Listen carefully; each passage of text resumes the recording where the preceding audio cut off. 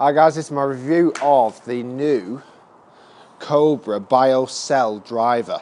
My name's Rick Shiels down here at Trafford Golf Centre in Manchester, and I'm going to be hitting some real golf balls on GC2 with the new, kind of quite eagerly anticipated new Cobra driver. I've also got the BiO Cell Plus, which is almost like the tour version, but this is just a normal version.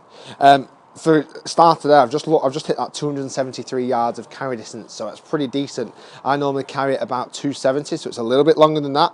I've just spec'd it myself. I've just done a little bit of custom fitting myself, and this golf club goes from loft from 9 degree all the way to 12 degree, and I've actually just lofted it up to 10.5 degree because that's where I felt like I was actually hitting it the best. So it's what I quite like about the design of this is that when you take the loft out, you can actually change it just here. So you can actually see what the loft is. So it's definitely a much simpler tool than some of the other drivers I've tested in the past. Certainly the new Callaway one, which is quite complex. This is just dead simple. Pop the loft in and you're ready to go. This comes in all different colours. I've just got this in the black head today, which I probably prefer the most. It actually comes in a different array of colours, and I want to check the top of the grip just to remind myself. It comes in blue, red, orange, green and grey. So more just personalised touches, I suppose. But I've got this in the black finish at the moment. I've got this in slightly more specced up shaft. This is the Matrix Ozic shaft in stiff flex. I'm also going to use this same shaft for the BiO Cell Plus driver review as well. So check out my channel for that. That's coming very soon. So I'm going to use this golf club in both exactly the same shaft options, so we get a decent comparison on these two. So not a bad start. 273. That's a pretty decent hit. I'm pleased with that. It felt quite nice.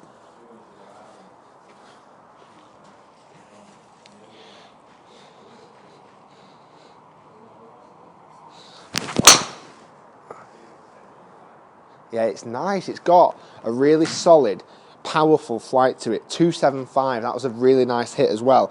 It's got a normal Lamkin crossline grip on it, so that feels quite familiar to myself.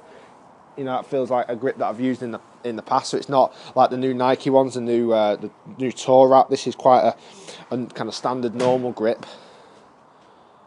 It's got this dead simple Cobra logo on top of the club head as well to line up, which does look really subtle and really nice, to be fair.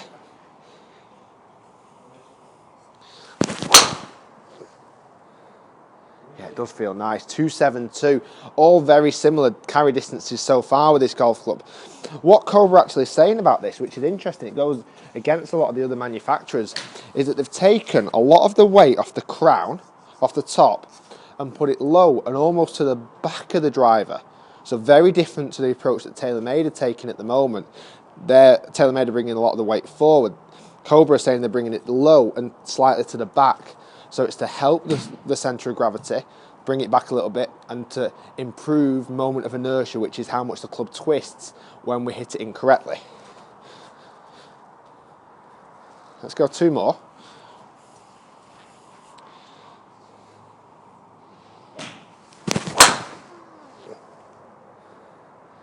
Yeah, it's got a really nice solid flight to it.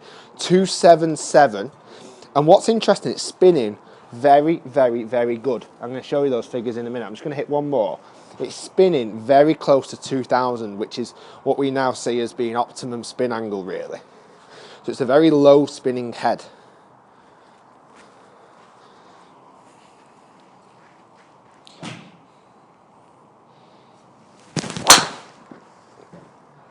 Yeah, it's really nice. It feels mega easy to hit. It's got a nice big chunky head behind the ball. 265 is not quite as far a carry distance that time, but it's still pretty decent carry on the whole, a pretty decent carrying golf club. A little bit further than what I would say my normal ping driver goes at the moment. I've still got the i15 at the moment. I have tested the i25, which goes much further. It's what I'm getting next. I always say this, but I never change, but I'm getting the i25 next. So if we look at the data, I'm going to throw all that up on screen for you. So if you've not seen the GC2 data before, I'll quickly talk you through it. We've got the ball speed on the left-hand side.